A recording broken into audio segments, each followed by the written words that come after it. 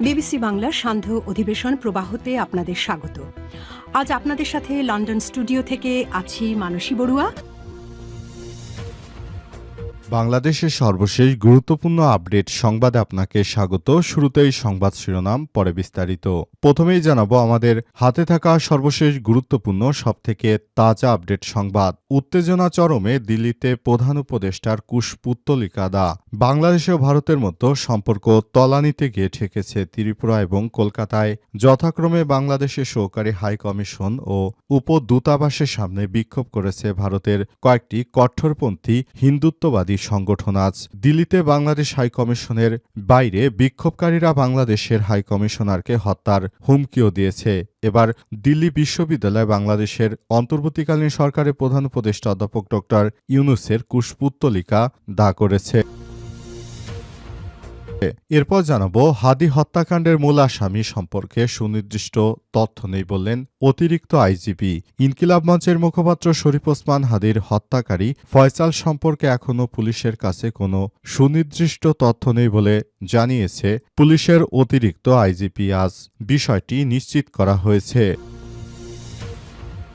এদিকে নির্বাচনের পরিবেশ বিঘ্নিত করে এমন কোনো কর্মকাণ্ড সহ্য করা হবে না বললেন ইসি সানাউল্লাহ। দেশে অতি দ্রুত যৌথ অভিযান শুরু হবে বলে জানিয়েছে নির্বাচন কমিশনার ইসি ব্রিগেডিয়ার জেনারেল অবসরপ্রাপ্ত আবুল ফজল মোহাম্মদ সানাউল্লাহ। তিনি বলেছেন, নির্বাচনের পরিবেশ বিঘ্নিত করে এমন কোনো কর্মকাণ্ড সহ্য করা হবে না। যে বা যারা এসব কাজ করবে তাদের বিরুদ্ধে যথাযথ ব্যবস্থা গ্রহণ করা হবে।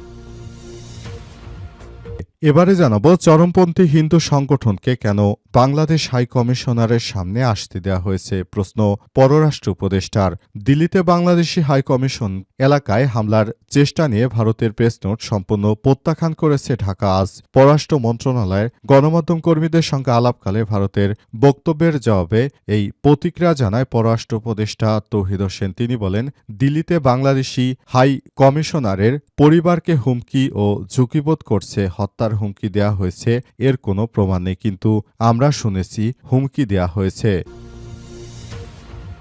এবং সর্বশেষ জানাবো রাবির আওয়ামীপন্থী ৬ ডিনের পদত্যাগের দাবি চেম্বারে তালা। রাজশাহী বিশ্ববিদ্যালয় রাবিতে আওয়ামীপন্থী ৬ জন ডিনের পদত্যাগের দাবি জানিয়ে তাদের চেম্বারে তালা দিয়েছে শিক্ষার্থীরা। আজ দুপুরে বিশ্ববিদ্যালয় ডিনস কমপ্লেক্স সহ বিভিন্ন ভবনে তারা তালা দিয়েছে। ডিনদের চেম্বারে তালা দিয়েছেন তারা। প্রিয় দর্শক, এতক্ষণ শুনছিলেন সংবাদ শিরোনাম, এবারে বিস্তারিত। তবে তার আগে বন্ধুরা অনুরোধ থাকবে এই সংবাদটিতে একটি লাইক দিন। এই চ্যানেলে আপনি নতুন হয়ে থাকলে আমাদের সংবাদটি দেখতে দেখতে চ্যানেলটি সাবস্ক্রাইব করে রাখুন। কমেন্ট করে বন্ধুরা আপনার মূল্যবান মতামত জানিয়ে দিন আপনি বিশ্বের কোন দেশ থেকে বা বাংলাদেশের কোন স্থান থেকে আমাদের সংবাদটি দেখছেন এবং শুনছেন। আর বন্ধুরা, সংবাদটি আপনার সোশ্যাল মিডিয়া ফেসবুকে শেয়ার করে বন্ধুদেরও দেখার সুযোগ করে দিন। গাজা যুদ্ধে আপনি যদি নিরীহ ফিলিস্তিনিদের ভালোবেসে থাকেন, কমেন্টে ইয়েস লিখে বিশ্ববাসীকে জানিয়ে দিন। এবারে বিস্তারিত।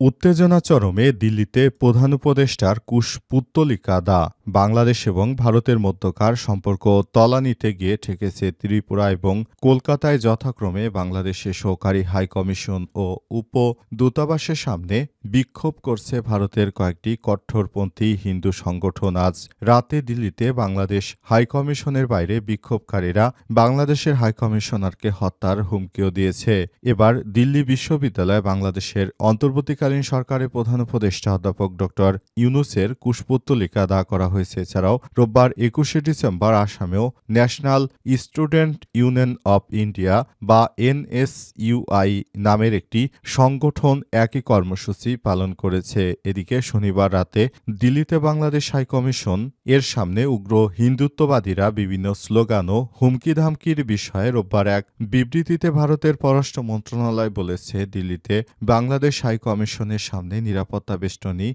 ভেদ হয়নি। কোনো মুহূর্তেই এই যুবকদের পক্ষে থেকে হাইকমিশনের নিরাপত্তা বেষ্টনী ভাঙার চেষ্টাও করা হয়নি। তারা শুধু স্লোগান দিয়েছে এবং কিছুক্ষণ পর ঘটনাস্থলে থাকা পুলিশ তাদের ছত্রভঙ্গ করে দিয়েছে। পুলিশের পক্ষ থেকে বলা হয়েছে, এই ধরনের অনাকাঙ্ক্ষিত ঘটনার জন্য আমরা দুঃখিত। আমরা বলতে চাই, বাংলাদেশের সঙ্গে আমাদের ভালো সম্পর্ক রয়েছে, সেটি থাকবে। তবে কিছু উগ্র হিন্দুত্ববাদীরা এই ধরনের কর্মকাণ্ড চালিয়ে যাচ্ছে। তারা যে কর্মকাণ্ড শুরু করেছে, এতে দেশের মানুষ চরমভাবে উদ্বিগ্ন। এসব হিন্দুত্ববাদীদের বিরুদ্ধে আরও বেশি ভূমিকা পালন করতে হবে সবাইকে, এবং এসব হিন্দুত্ববাদীদের বিরুদ্ধে কাজ করতে হবে সবাইকে, একসঙ্গে নিয়ে কাজ করতে হবে।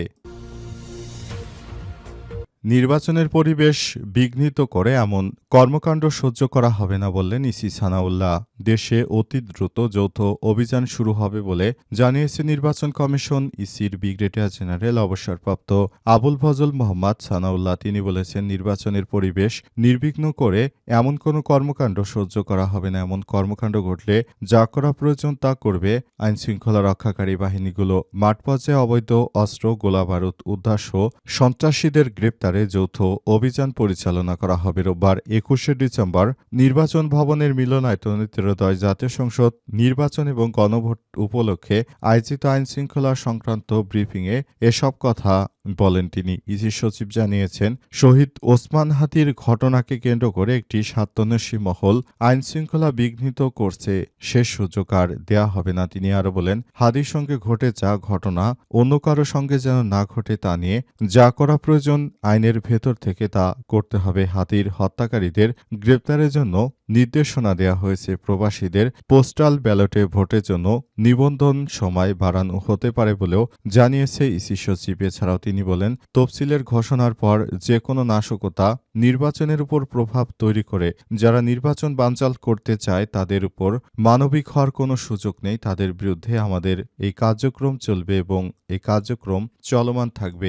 যারা দেশের বিরুদ্ধে এই ধরনের ষড়যন্ত্র কর্মকাণ্ড তৈরি করেছে তাদের বিরুদ্ধে আমাদের যে কার্যক্রম সেটি চলমান থাকবে, এবং আমরা মনে করি নতুন বাংলাদেশ গড়ে তোলার ক্ষেত্রে দেশের অভ্যন্তরে নানা রকম সমস্যার যে সৃষ্টি হয়েছে এই বিষয়গুলোকে খুবই গুরুত্ব সহকারে দেখতে হবে, এবং অন্তর্বর্তীকালীন সরকার সেই ব্যাপারটিকে খুবই সিরিয়াসভাবে দেখছেন।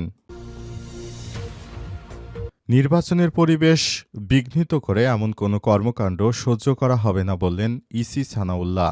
দেশে অতি দ্রুত যৌথ অভিযান শুরু হবে বলে জানিয়েছে নির্বাচন কমিশন। ইসির ব্রিগেডিয়ার জেনারেল অবসরপ্রাপ্ত আবুল ফজল মোহাম্মদ সানাউল্লাহ, নির্বাচনের পরিবেশ বিঘ্নিত করে এমন কোনো কর্মকাণ্ড সহ্য করা হবে না। এমন কর্মকাণ্ড ঘটলে যা করা প্রয়োজন তা করবে যৌথ বাহিনী। মাঠ পর্যায়ে অবৈধ অস্ত্র, গোলাবারুদ উদ্ধার সহ সন্ত্রাসীদের গ্রেপ্তারে যৌথ অভিযান পরিচালনা করা হবে। রোববার ২১শে ডিসেম্বর নির্বাচন ভবন মিলনায়তনে ত্রয়োদশ জাতীয় সংসদ নির্বাচন এবং গণভোট উপলক্ষে আয়োজিত আইনশৃঙ্খলা সংক্রান্ত ব্রিফিংয়ে তিনি এসব কথা বলেছেন। তিনি বলেন, ইসি সচিব জানিয়েছে, শহীদ ওসমান হাদির ঘটনাকে কেন্দ্র করে একটি স্বার্থান্বেষী মহল নির্বাচনকে বিঘ্নিত করার জন্য সুযোগ খুঁজছে। তবে নির্বাচনকে বিঘ্নিত করার মতো কোনো সুযোগ এই অপরাধীরা পাবে না। বাংলাদেশটা আমাদের, সুতরাং এদেশের আইনশৃঙ্খলা রক্ষা আমাদেরকেই করতে হবে। দেশের প্রতিটি মানুষকে সঙ্গে নিয়ে এবার জাতীয় সংসদ নির্বাচন হবে ইতিহাসের সবথেকে ভালো মানের একটি সুষ্ঠু নির্বাচন। নির্বাচনের মাধ্যমে বাংলাদেশের প্রতিটি জায়গায় আরও বেশি মানুষকে সঠিকভাবে ভোটাধিকার প্রয়োগের ব্যাপারটি জানাতে হবে। দেশটা আমাদের, সুতরাং আমাদেরকে এই ব্যাপারটি নিয়ে কাজ করতে হবে। দেশের প্রতিটি মানুষ প্রতিটি জায়গায় এই বিষয়গুলোকে ছড়িয়ে দিতে হবে বলে জানিয়েছেন নির্বাচন কমিশন। তিনি বলেন, নির্বাচনটায় যেন সবাই সুষ্ঠুভাবে ভোট দিতে পারে এমন একটি সুষ্ঠু সুন্দর পরিবেশ, লেভেল প্লেইং ফিল্ড নিশ্চিত করাই আমাদের একমাত্র কাজ। আমরা সেভাবেই কাজ করছি বলে জানিয়েছেন তিনি। চরমপন্থী হিন্দু সংগঠনকে কেন বাংলাদেশ হাইকমিশনের সামনে আসতে দেওয়া হয়েছে বললেন পররাষ্ট্র উপদেষ্টা। দিল্লিতে বাংলাদেশি হাইকমিশনে হামলার চেষ্টা নিয়ে ভারতের প্রেস নোট সম্পূর্ণ প্রত্যাখ্যান করেছে ঢাকা।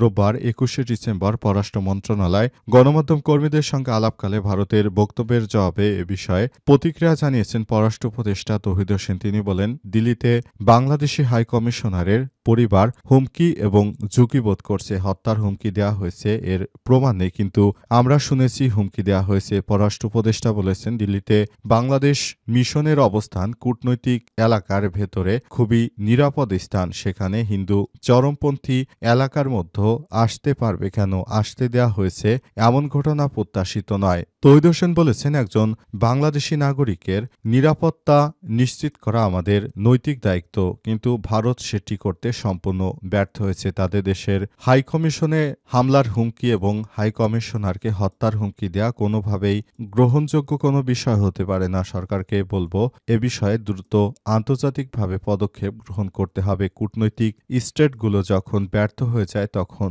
বৈদেশিকভাবে সে বিষয়ে সিদ্ধান্ত গ্রহণ করা ছাড়া আর কোনো উপায় থাকে না আমাদের হাতে। আমরা এই বিষয়টি নিয়ে খুবই গুরুত্ব সহকারে দেখছি। আমরা মনে করি দেশটা আমাদের, সুতরাং কোনো আধিপত্যবাদের হাতে আমরা কোনো কিছু দিতে পারি না। বিষয়টি আমাদেরকে আরও ভেবে দেখতে হবে।